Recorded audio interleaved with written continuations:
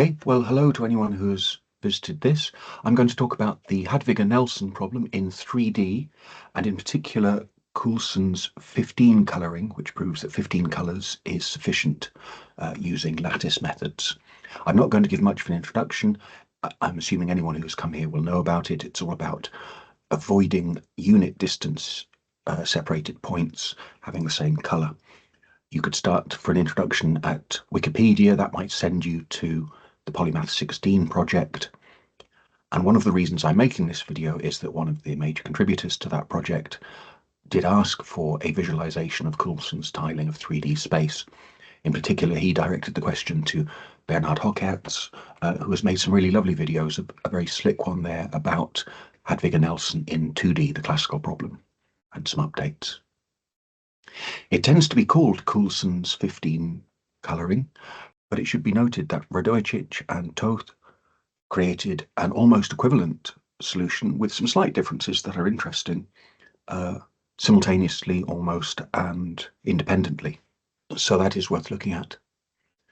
A recent paper by Arman, Bondarenko, Primak and Radchenko will give you references and also explores fifth and higher dimensions.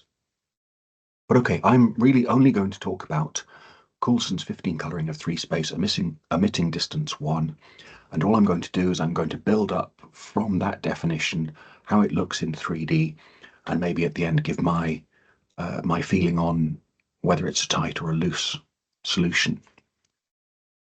The solution is defined in the paper using vertices. There's a little image here that I'm going to revisit.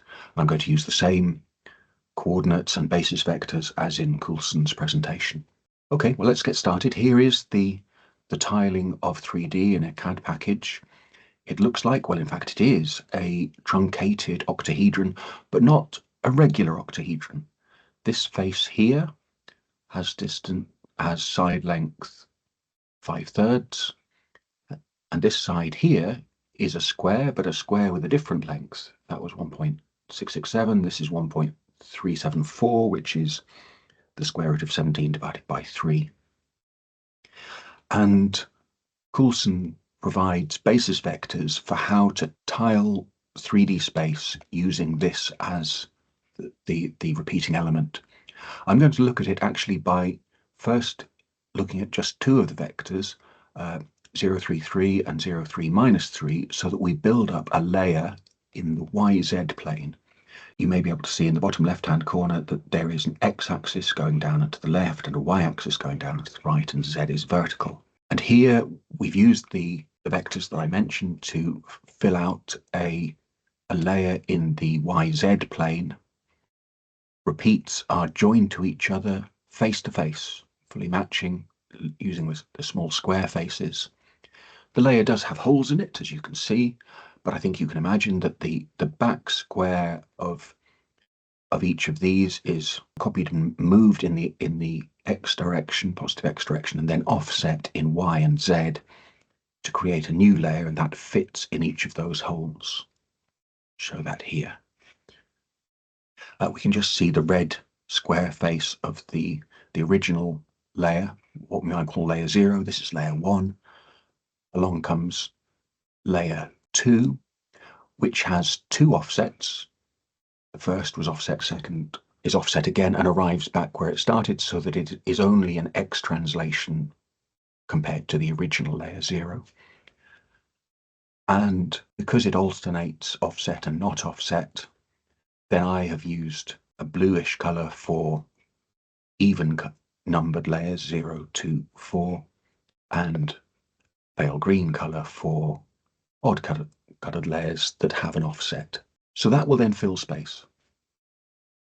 We are also given vectors, a basis that show us how to select these polyhedra now that they've been defined, how to select them to have the same colour. Basis vectors 6, 6, 3, 6, minus 6, minus 3, and minus 6, minus 3, 6. Well, they don't involve the YZ plane, but combinations of them do, of course. And so then we get told how to repeat that central red one. And here they are. I mentioned that the truncated octahedron is distorted. It has been squashed in the x direction, compressed compared to a regular truncated octahedron. And that's why I've picked the YZ plane, because the YZ plane is not distorted, it has a nice square grid and it is symmetrical. And what we see inside that square grid with its gaps is that the elements chosen to have the same color are also in a square grid, but not grid aligned. It's offset slightly. We can ask, how efficient is that at being a distance avoiding assignment of colors? Now, I was about to say unit distance, but I don't mean that, because these polyhedra are too large for that. And so if we look at a distance from that vector through the center to that vector, it's 4.690 approximately, which is the square root of 22. So we are going to declare the distance that we are trying to avoid is the square root of 22. And so what we can do is we can draw around this central one from the boundary out in all directions by that forbidden distance, and it looks like this. And so then what we see is that the four neighbors on this cubic grid or sublattice do just avoid the forbidden distance. So any point in here is not a unit, is not a forbidden distance from any point in here, by a leeway of maybe 4% approximately. But that's good. Okay, we have colored in a selection of this plane, and if we make 5 copies of that selection, then we can cover this entire layer. You can see 5, well, it comes out of the lattice calculations, but also if you select one of the red ones and then just move right until you find another red one, well, you can't see it here, but it would be there, then that's 5, and that will tile the entire layer because each row has red ones in it that then are matched with the next 4 neighbors. So with 5 copies of this red selection with 5 different colors, we can fill that entire layer, which is interesting. And then the plan will be that we use 5 entirely separate colors to fill the next layer, and 5 colors again to fill layer 2. And then once we're back to layer 3, then we resume the previous colors, but offset. I'll show you that now.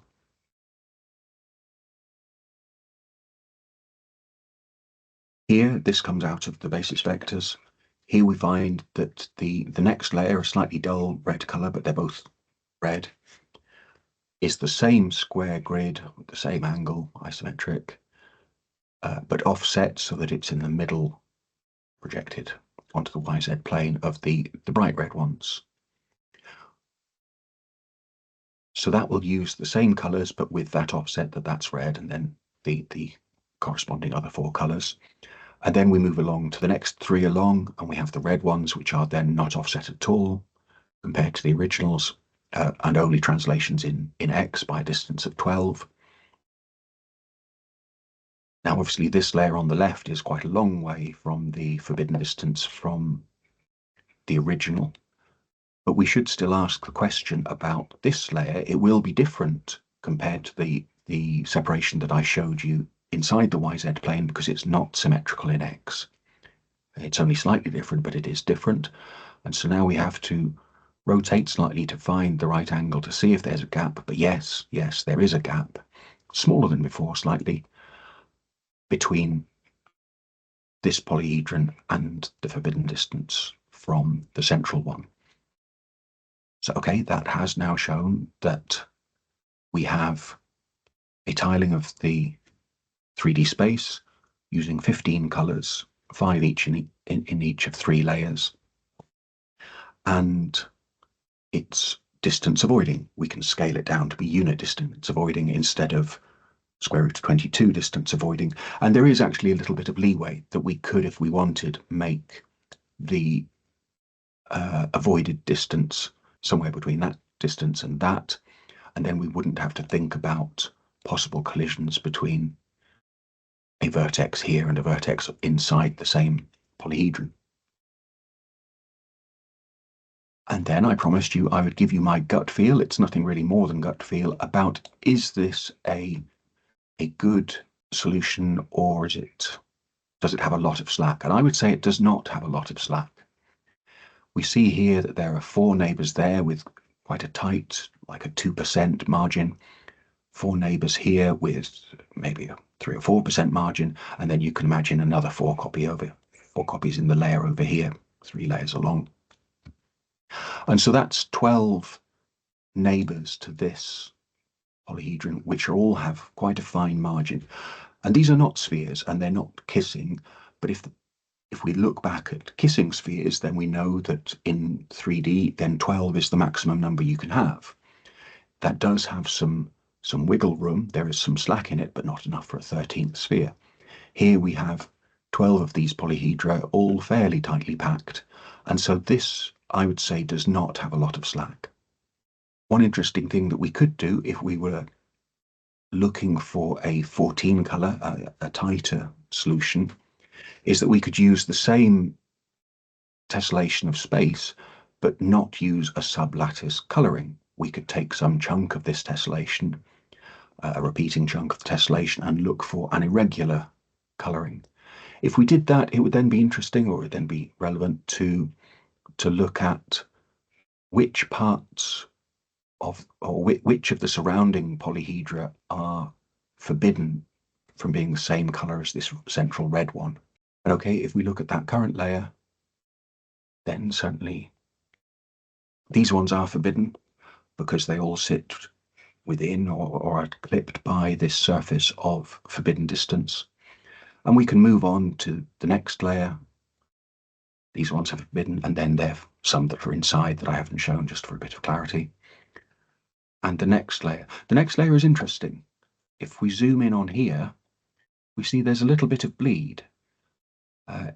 We can't really tell from my model that I've just slapped together fairly inaccurately whether that polyhedron that I've just coloured yellow is forbidden or not. But okay, we can go back to the algebra and test it, and we find that that vertex there is exactly the forbidden distance, square root of 22, away from the nearest vertex associated with the red polyhedron.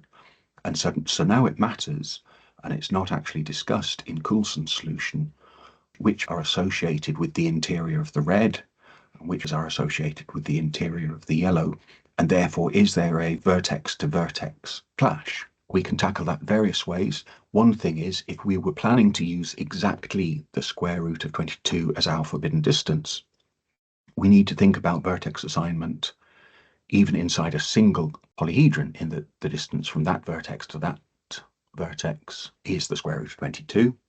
And so therefore, perhaps what we should do, for example, is say that any of the lower z half of this polyhedron owns those vertices, but the upper vertices are owned by the lower halves of other polyhedra.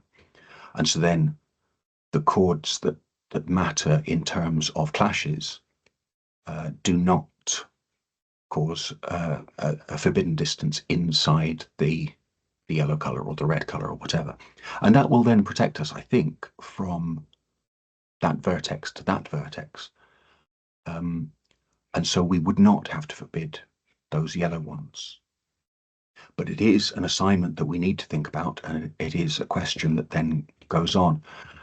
The Coulson solution doesn't have to think about that because it has this slightly distorted geometry and because the borderline polyhedra are not involved. So that is a borderline polyhedron in my book, but it's not, according to Coulson's lattice colouring, coloured red anyway. So whereas this one is, and that one is safe. Let's just keep going with adding forbidden. That one's now forbidden, and then we're going to add one last layer. Clearly, the polyhedron that fits in there is going to have a lot of overlap with the forbidden distance, and so will these 4 here with their symmetry. And there is definitely a finite overlap on this particular geometry. And so if we were looking for what is forbidden, then all 5 of those are forbidden in the current geometry. If we had used the regular truncated octahedron, then what we would find is that because it hasn't been squashed in the x direction like these ones have, that again this would be a case where that vertex only has potential forbidden distance with a vertex of the red. And so we would have to then think about our assignment. Are we protected by, for example, the positive Z, no, negative Z, yes, assignment of vertices to polyhedral color? I think probably this kind of situation will crop up fairly regularly when you look at lattice colorings or lattice tessellations of space. There may be times when you have to think about assignment not only of vertices but also edges or faces. It's not needed here, but it is interesting to look at that. And okay, we can build up the forbidden polyhedra that should be avoided or must not be the same color as that central one that you can no longer see. And actually, in this case, I've assumed that maybe we've moved to an undistorted, irregular, truncated octahedron, so that actually these borderline ones have been dealt with by some vertex assignment. And it's interesting now to see that, okay, so all of these polyhedra are forbidden from being the same color as the red. We could then look at the equivalent forbidding zone of a copy of a different red one. Now, there's no problem in these zones overlapping, because that just means that it's forbidden from being read twice. And in fact, we might actually like to see overlapping because it hints at a useful and efficient use of space. We could add another one again. And now we're seeing three-way overlapping, which again is a sign of efficient use of space. It does not leave any gaps if we continue adding these forbidden shapes in the entire lattice. Then there is no polyhedron in the current coloring that could be turned red, could be added red. And so we're not going to make any progress, I would say, by starting with the current sub-lattice coloring and making adjustments to it. Maybe, zapping all of the 15th color and trying to assign it piecemeal to a range of others. That simply isn't going to work. And so that's another hint that maybe this is quite a tight coloring and quite an efficient use of space, although there may be more efficient ones available. So I don't have a firm conclusion on that. One little piece of doubt that comes to mind is that if we look at the coloring in 3D, then what we see is that it is what crystallographers would call a body-centered cubic. You can see that the red ones are a square lattice in each YZ layer, and then we translate by x of 12 to get another square. And then in between, in the intermediate layer, there is an offset one in the middle of that cube. Now that is a perfectly respectable arrangement of spheres. It's observed in tungsten, but it's not the most efficient way to pack spheres together. And so that gives me just a little bit of doubt about whether a radically different solution could be found. But I think it would have to be radically more efficient than the current one to go from 15 colors and to reduce that. One interesting thing is that if we look at this in a different direction, let me find the direction. You can see that this is now one way of thinking about this arrangement is nothing to do with squares. It's arrangements of a triangular layer stacked vertically. And again, that is not the most efficient way of stacking spheres. The efficient way of stacking spheres is to have triangular packed layers, which then have an offset alternating as it goes down. So there is potential, but I'm not sure. Overall, this seems like really quite a tight solution, and there's no guarantee that a lattice solution would be that tight. I think this one has just turned out quite lucky. It would be interesting to know whether the lattice solutions for 4 dimensions and 5 and 6 and so on are equally lucky or unlucky, whether they leave more room for irregular non-sublattice colorings. But also looking for irregular colorings when you're up to 40-something colors is quite daunting work. So this looks quite difficult. Good luck, everyone. Thank you for listening. Bye.